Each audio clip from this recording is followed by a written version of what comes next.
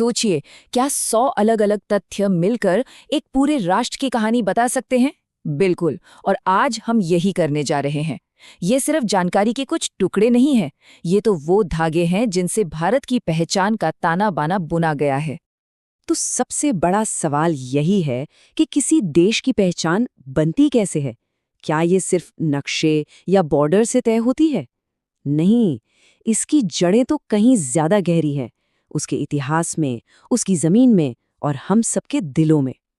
चलिए इसी पहेली को एक-एक करके सुलझाते हैं। किसी भी राष्ट्र की कहानी की शुरुआत उसके इतिहास से होती है, और जब बात भारत की हो तो ये कहानी संघर्ष और सुधार की स्याही से लिखी गई है। यही वो नींव है जिस पर आज का भारत खड़ा है। आज़ादी का सफ़र आसान बिल्कुल नहीं था।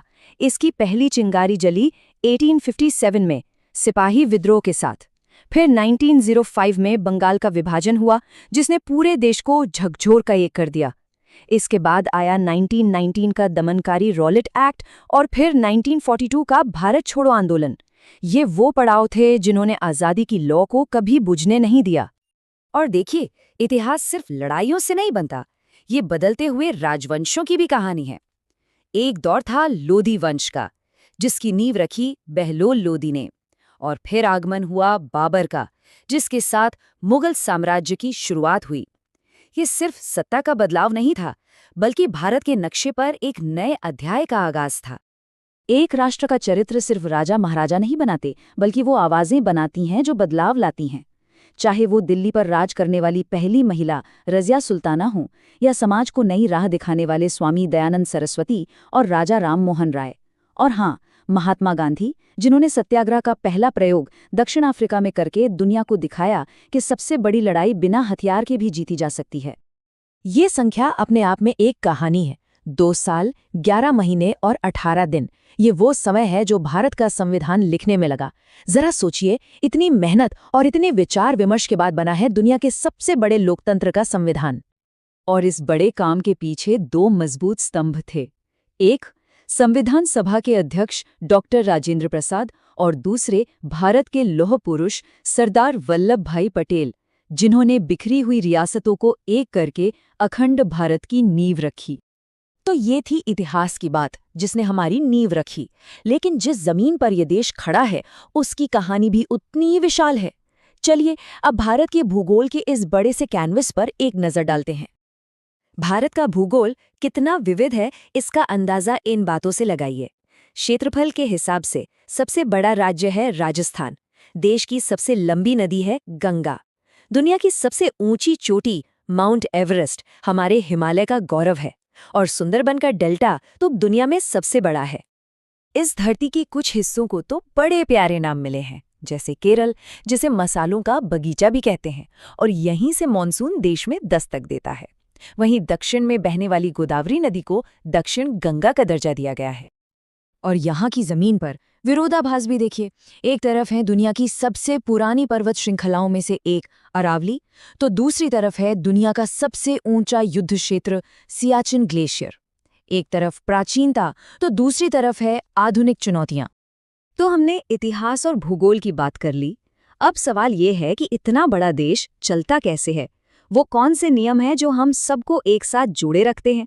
आइए अब लोकतंत्र के इस ब्लूप्रिंट को समझते हैं। हमारी संसद में एक स्थायी सदन है, जिसे राज्यसभा कहते हैं। इसका नाम स्थायी इसलिए है क्योंकि ये कभी भंग नहीं होता। सरकारें आती हैं, जाती हैं, लेकिन राज्यसभा हमेशा बनी रहती है, जो देश में निरंतरता का प्रतीक है। तो आखिर शक्ति का प्रवाह होता कैसे है? इसकी शुरुआत होती है जनता से। जनता के चुने हुए प्रतिनिधि एक निर्वाचक मंडल बनाते हैं, जो राष्ट्रपति को चुनता है। फिर राष्ट्रपति प्रधानमंत्री को नियुक्त करते हैं, और इन सब पर नजर रखने के लिए है न्यायपालिका, जिसके प्रमुख होते हैं चीफ जस्टिस। ये पूरा सिस्टम एक संतुलन बनाकर रखता है। भारतीय राजनीति में अनुच्छेद 370 हमेशा से एक अहम और संवेदनशील विषय रहा है।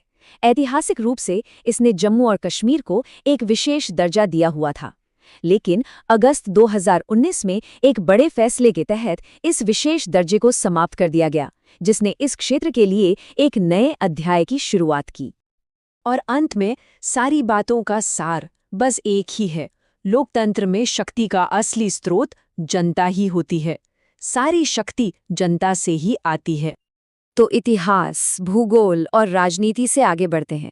अब बात करते हैं उन चीज़ों की जो भारत की पहचान को दुनिया के सामने रखती हैं, हमारे प्रतीक, हमारा विज्ञान और हमारा ज्ञान। कुछ चीज़ें ऐसी हैं जो हम सबको जोड़ती हैं, है ना? हमारा राष्ट्रीय पशु बाघ, हमारा राष्ट्रीय पक्षी मोर और हमारा राष्ट्रीय वृक्ष बरगद, हमारी राष्ट्रीय नदी गंगा और हमारा राष्ट्रगान जन गण मन और राष्ट्रीय गीत वंदे मातरम। ये सिर्फ प्रतीक नहीं है, ये हमारी साझा पहचान की धड़कन है। ये जानना भी बड़ा दिलचस्प है कि हम दुनिया के मुकाबले कहाँ खड़े हैं। जैसे भारत की सबसे लंबी नदी गंगा है, लेकिन अगर हम पूरी दुनिया को देखें तो सबसे लंबी नदी है नील। इससे हमें अपनी जगह को एक बड़े परिप्रेक्ष्य में देखने में मदद मिलती है। और फिर विज्ञान के क्षेत्र में भारत ने एक बहुत लंबी छलांग लगाई। जब हमारा पहला उपग्रह आर्यभट्ट अंतरिक्ष में पहुंचा तो वो सिर्फ एक मशीन नहीं थी, वो करोड़ों भारतीयों की उम्मीदें और सपने थे जो सितारों तक पहुंच रहे थे।